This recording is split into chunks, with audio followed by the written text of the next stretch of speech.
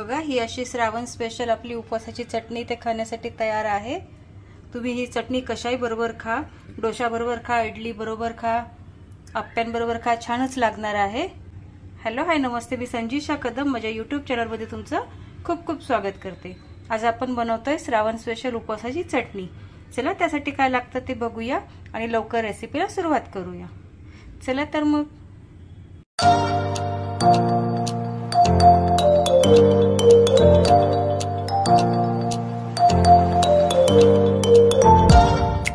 आज आपण श्रावण स्पेशल मध्ये उपवासाची चटणी बनवतोय।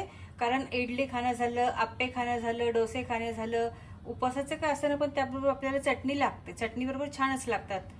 तर त्यासाठी मी इथे शेंगदाण्याचा कूट घेतलेला आहे। फोडणीसाठी मी कढीपत्ता आणि जिरे घेतलेले आहे।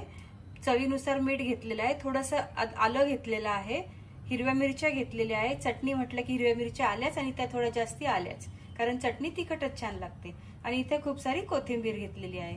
तर चला आज आपण बघूया उपवास स्पेशल श्रावण स्पेशल मध्ये उपवासाची चटणी। श्रावण स्पेशल उपवासाची चटणी बनवण्यासाठी मी इथे शेंगदाण्याचा कूट घेतलेला आहे। एका मिक्सरच्या भांड्यामध्ये आपण सर्व इन्ग्रेडियंट्स घेतोय। शेंगदाण्याचा कूट घेतलाय, आलं घेतलंय मी, खूप साऱ्या हिरव्या मिरच्या घेतलेल्या आहेत,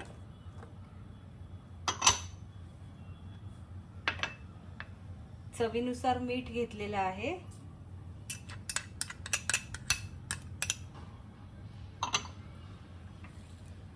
आणि खूप सारी कोथिंबीर घेतलेली आहे। हे चटणीला वेळच लागत नाही, 5 मिनिटात बनते ही। यामध्ये मी थोडंसं पाणी घालणार आहे आणि हे मिक्सर मध्ये वाटून घेणार आहे। चला मी वाटून घेते आणि नंतर तुम्हाला दाखवते आपण कसं आपलं वाटण कसं झालं ते। हे बघा, या पद्धतीने मी आपली चटणी वाटून घेतलेली आहे। हे बघा, कन्सिस्टन्सी तुम्हाला पाहिजे तशी ठेवू शकता, घट्ट पण ठेवू शकता आणि थोडी लिक्विड पण ठेवू शकता, पण अशी सरबरीत चटणी थोडी ठीक वाटते। चला चटणी आपण एका बाउल मध्ये काढून घेऊया।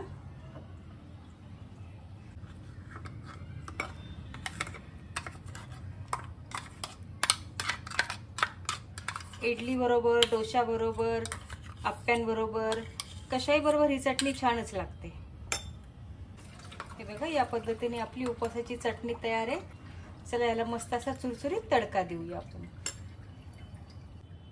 आपल्या उपवासाच्या चटणीला चुरचुरीत तडका देण्यासाठी मी इथे 1 चमचा तेल घेतेय, गरम करायला ठेवलेलं आहे आपल्या तडका पॅन मध्ये।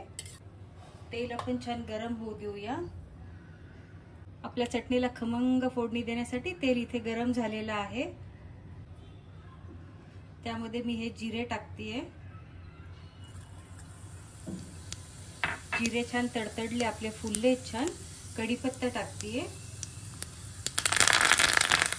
बघा, छान फोडणी बसली ना आपल्या चटणीच्या तडक्याला। ही आपली जी चुरचुरीत फोडणी आहे छान झालेली आहे, ही या चटणीवर टाकतेय मी।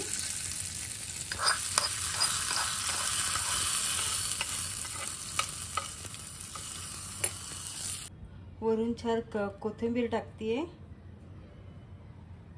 आणि हे आपण छानपैकी मिक्स करून घेऊया।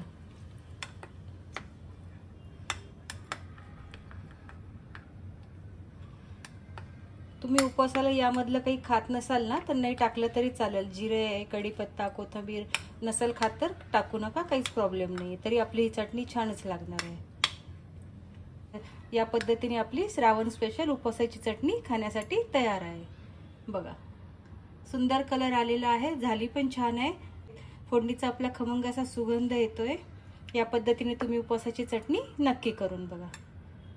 तुम्हाला हा व्हिडिओ आवडला असेल तर व्हिडिओला लाईक करा, शेअर करा, सबस्क्राईब करा। लवकरच भेटूया आपण नवीन व्हिडिओमध्ये। तोपर्यंत सर्वांनी काळजी घ्या।